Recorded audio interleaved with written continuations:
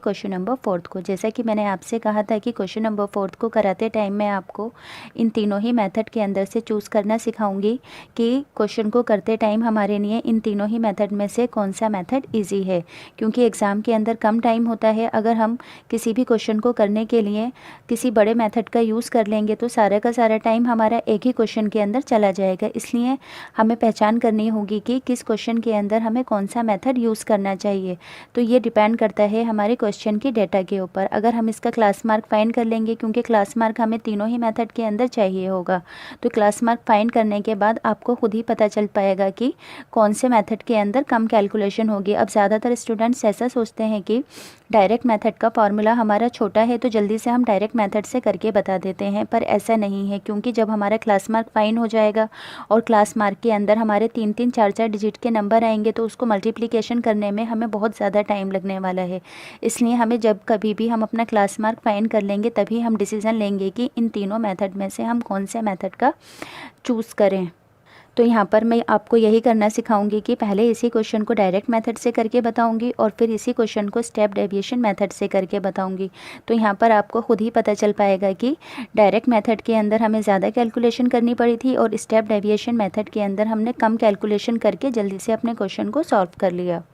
तो question number 4 read out करते हैं। 30 women were examine in a hospital by a doctor and the number of heart beat per minute were recorded and summarised as follow. यहाँ पर कहा गया है कि 30 वुमेन्स का डाटा कलेक्ट किया गया जो कि हॉस्पिटल में एडमिट थी और उनके हार्ट बीट की टाइमिंग को रिकॉर्ड किया गया, जिसका डेटा हमें यहाँ पर दिया हुआ है। तो यहाँ पर कहा गया है कि मीन फाइंड करो अपनी मर्जी से किसी भी मेथड को यूज़ करते हुए।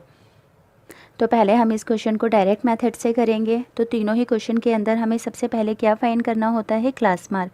अब मैंने आपको पहले भी बताया था कि फ्रीक्वेंसी को पहचान कैसे करते हैं। जहाँ पर भी डेटा के अंदर नंबर लिखा होता है तो वो हमारी फ्रीक्वेंसी होती है और फ्रीक्वेंसी को FI से डिनोट करते हैं। पर यहाँ पर हमारा नंबर क्लास इंटरवल्स के अंदर भी लिखा है, पर ऐसा नहीं है कि ये भी हमारी फ्रीक्वेंसी हो जाएगी, क्योंकि यहाँ पर हमारा बीच में डैश है। तो जहाँ पर डैश होगा वो फ्रीक्वेंसी नहीं होगी। जहाँ पर हमारी सीधी ऐसी नंबरों की लाइन होगी तो वो हमेशा हमारी FI होगी, यानी कि फ्रीक्वेंसी होगी। तो क्लास मार्क को हम किससे डिनोट करते हैं? अपना XI से। और क्लास मार्क का फार्मूला होता है हमारा upper class limit plus lower class limit and divided by 2। Upper class limit क्या होती है? क्लास इंटरवल का जो इधर की साइड वाला नंबर होता है ये अपर क्लास लिमिट होती है और इधर की साइड वाला नंबर होती है हमारी लोअर क्लास लिमिट। तो ऐसा हम यहाँ पर करेंगे। अपर क्लास लिमिट में लिखेंगे 68 और लोअर क्लास लिमिट में 65 एंड डिवाइडेड बाय 2। दोनों को प्लस करेंगे तो आएगा 133 डिवाइडेड बाय 2। 2 को 133 से डिवाइड करने पर आएगा हमारा 66.5। हम ऐसे ही अपने सभी क्लास मार्क को रफली निकाल लेंगे और यहाँ पर क्लास मार्क्स को लिख देंगे। तो यहाँ पर मैंने अपने सभी क्लास मार्क को फाइंड कर लिया है। अब यहाँ पर हमारा FI और XI को फाइंड करना है, यानी कि यहाँ लिखेंगे FI और इंटू के अंदर XI, क्योंकि बीच में जब कभी कोई भी साइन नहीं होता उसका मतलब इंटू होता है। तो यहाँ पर हम FI और XI को मल्टीप्लाई करेंगे। अब आप ध्यान से देखेंगे कि 2 को 3 डिजिट्स के नंबर से हमें मल्टीप्लाई करना पड़ेगा, ऐसे ही 4 को, ऐसे ही 3 को।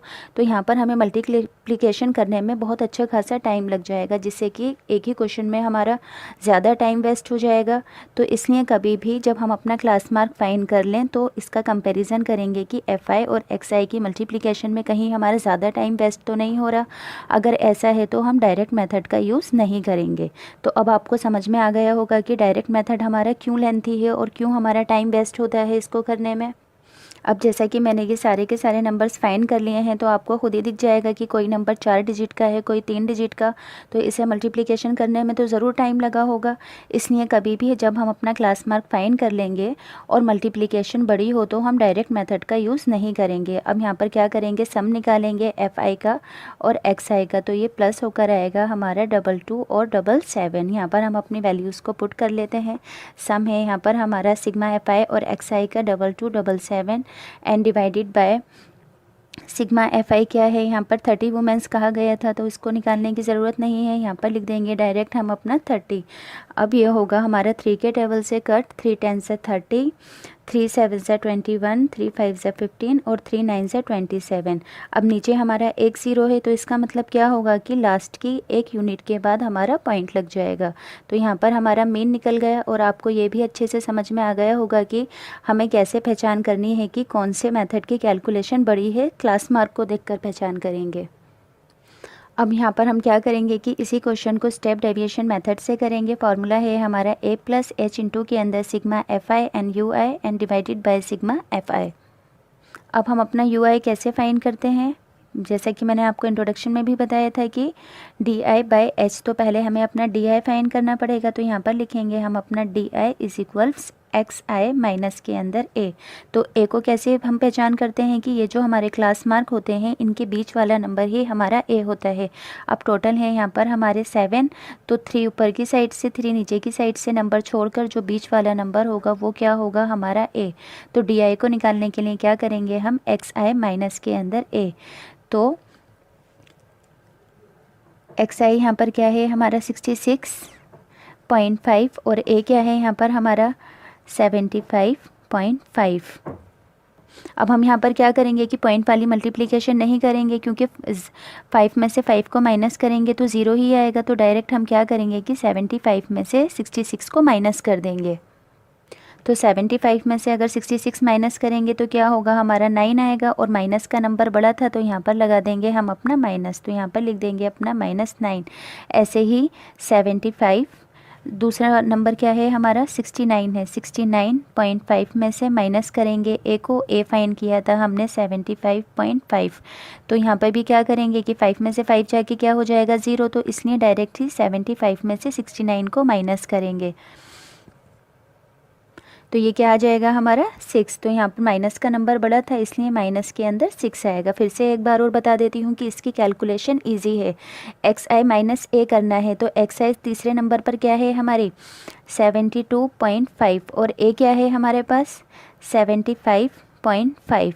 तो हम क्या करेंगे कि 5 में से 5 जाएंगे तो 0 ही होगा, पॉइंट के अंदर प्लस नहीं करेंगे, डायरेक्ट ही 75 में से 72 को माइनस कर देंगे। तो क्या आ जाएगा हमारे पास 3। अब ऐसे ही 75.5 में से x माइनस ए, एक्स आई में से अगर a को माइनस करेंगे तो यहाँ पर हमारा क्या आ जाएगा 0, क्योंकि 75.5 में से माइनस करेंगे 75.5 को तो आंसर आएगा 0। अब यहाँ पर आपको खुद ही पता चल रहा होगा कि मल्टीप्लिकेशन तो बड़ी है और माइनस करना हमारे लिए कितना ईजी है। तो यहाँ पर मैंने माइनस करके सभी आंसर्स को लिख दिया है।